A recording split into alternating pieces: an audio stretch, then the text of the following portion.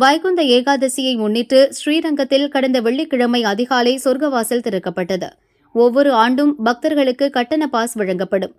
700 ரூபாய் கட்டண பாஸ் கிளிமண்டபம் செல்வதற்கும், 4000 ரூபாய் கட்டண பாஸ் அர்ஜுன மண்டபம் செல்வதற்கும் அனுமதி வழங்கப்பட்டது. உபயதாரர்களில் பாஸ் வைத்திருப்போர் கருவூல மேடைக்கு அருகில் அழைத்துச் செல்லப்படுவர். பாஸ் வைத்திருப்போர் நள்ளிரவு 2:15 மணி வரை உள்ளே அனுமதிக்கப்படுவர் என பாஸில் குறிப்பிடப்பட்டிருந்தது. ஆனால் நள்ளிரவு 1 மணிக்கே போலீசார் அனுமதியை மறுத்தனர். சுமார் 3 மணி நேரம் கருட மண்டபத்திலேயே பக்தர்கள் நிறுத்தி வைக்கப்பட்டனர். பாஸ் வைத்திருந்தும் அனுமதி மறுக்கப்பட்டதால் போலீசாருக்கும் பக்தர்களுக்கும் இடையே கடும் வாக்குவாதம் ஏற்பட்டது. கைக்குழந்தைகளுடன் வந்திருந்த பக்தர்கள் கடும் அவதிக்குள்ளாகினர். சில பக்தர்கள் குடும்பத்துடன் வெளியேறினர். அளவுக்கு அதிகமான பாஸ் கொடுக்கப்பட்டதால் இந்த நிலை ஏற்பட்டதாக கூறப்படுகிறது. பக்தர்களை அனுமதிக்காமல் அறநிலையத்துறை மினிஸ்டர் சேகர் பாபு குடும்பத்துடன் சுவாமி தரிசனம் செய்தது சர்ச்சையை ஏற்படுத்தியது. இதனை கண்டித்து ஸ்ரீரங்கம் ரங்கா கோபுரம் முன் பாஜகவினர் ஆர்ப்பாட்டத்தில் ஈடுபட்டனர். போராட்டத்தில் ஈடுபட்ட 50க்கும் மேற்பட்டோர் கைது செய்யப்பட்டனர்.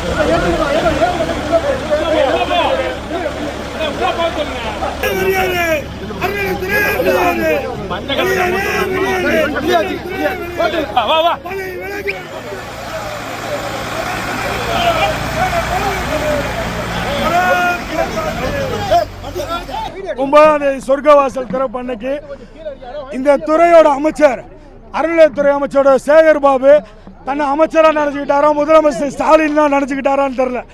அவரோட குடும்பத்தையே கூட்டிட்டு வந்து 4000 ரூபா ஒரு டிக்கெட்டு. அந்த டிக்கெட் எடுத்தவங்க இருக்காங்க, உபயதாரர் இருக்காங்க. அவ்வளோ பேர் லைன்ல பல ஆயிரக்கணக்கான பேர் நிற்கும் போது வாகன ஏற்பாடு கிடையாது.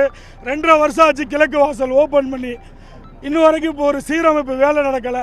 அதெல்லாம் பண்ணலை. கரெக்டாக இத்தனை தடவை ஒரு அமைச்சராக இருக்கும்போது சொர்க்கவாசலுக்கு திறப்புக்கு வந்திருந்தாரா? இந்த தடவை எதுக்காக வரணும்? எதுக்கு எங்கள் மக்களையும் மீடியாக்களையும் அடித்து விரட்டணும்? அதுக்காக தான் இந்த கண்டன போராட்டம். ஆனால் காவல்துறை அனுமதி தராமல் கைது பண்ணுறாங்க. கண்டிப்பாக 26 எங்களுடைய மாநிலத்தில் அண்ணாமலை தமிழக முதலமைச்சர் ஆனோன்னு என் மக்களுக்கு ஒரு வாக்குறுதி கொடுத்தாரு. கண்டிப்பாக அறநிலையத்துறை ஸ்ரீரங்கம் கோயிலில் இருக்கவே இருக்காது. அனைத்து கோயிலை விட்டும் கண்டிப்பாக அறநிலையத்துறை